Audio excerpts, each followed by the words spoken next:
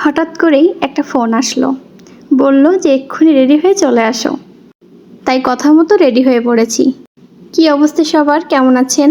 আরও একটা নতুন ব্লগে সবাইকে স্বাগত। আমার ভিডিও ভালো লাগলে লাইক কমেন্ট শেয়ার করে আমার পাশে থাকার অনুরোধ রইল। রেডি হয়ে পড়েছি, যাচ্ছি বাবার বাড়ি। বাবার বাড়ি থেকে ফোন এসেছিল, বলল দুপুরে আমাদের এখানেই খাওয়া দাওয়া করবা, তাই রেডি হয়ে নিয়েছি।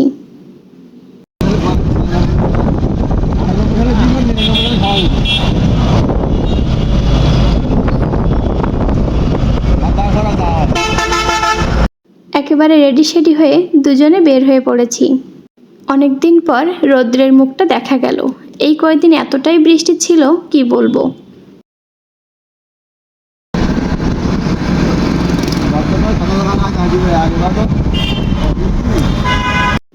বৃষ্টি হওয়াতে গাছগুলো যেন নতুন করে নিজের রূপে ফিরে এসেছে।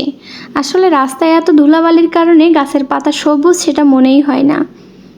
দেখতেই পাচ্ছেন চারিদিকে শুধু সবুজ আর সবুজ, ভীষণ ভালো লাগছিল।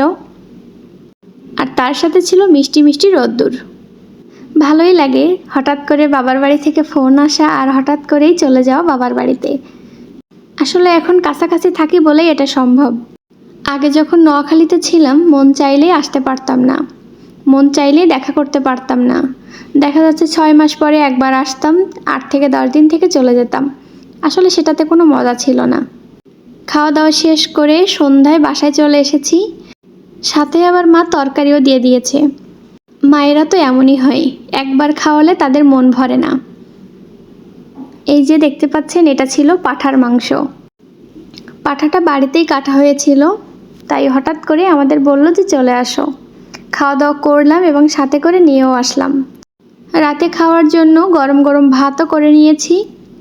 এই পৃথিবীতে বাবা মায়ের মতো আপন কেউই হয় না। আর যারা বলে ভালোবাসি, সাথে আছি, পাশে আছি, তারা কিন্তু শুধু স্বার্থটাই দেখে, ভালো কিন্তু বাসে না। যাই হোক, রাত্রে খাওয়া দাওয়া করব। এখন রাত 9টা মতো বাজে। খাওয়া দাওয়া করব, আপনাদের দাদা আবার কাজে বসবে। মাংসটা বক্স থেকে বের করে একটা বাটিতে নিয়ে নিচ্ছি। মাংসটা ওভেনে দিব, হালকা একটু গরম করলে আরও বেশি ভালো লাগবে। মাঝে মাঝে দিনটা কিন্তু এরকম ফাঁকিবাজি দিন হয়ে যায়, কোনো রান্না বান্না থাকে না, কোনো কাজ থাকে না, ভালোই লাগে কিন্তু আমার। আসলে মাঝে মাঝে না এরকম একটু ফাঁকি দিতে ভালোই লাগে। এবার চলুন তাহলে মাংসটা ওভেনে দিয়ে টেবিলটা গুছিয়ে ফেলি। এই যে টেবিলটা গুছিয়ে নিয়েছি, মাংসটা ওভেনে দিয়েছিলাম, এবার টেবিলটা গুছিয়ে নিয়েছি। খাওয়া দাওয়া করে নিব। এবার খাওয়া দাওয়া শেষ করে নিয়েছি। তো ঠিক আছে, সবাই ভালো থাকবেন, সুস্থ থাকবেন, আমাদের জন্য আশীর্বাদ করবেন। আর আপনাদের জন্য রয়েছে মন থেকে অফুরন্ত ভালোবাসা।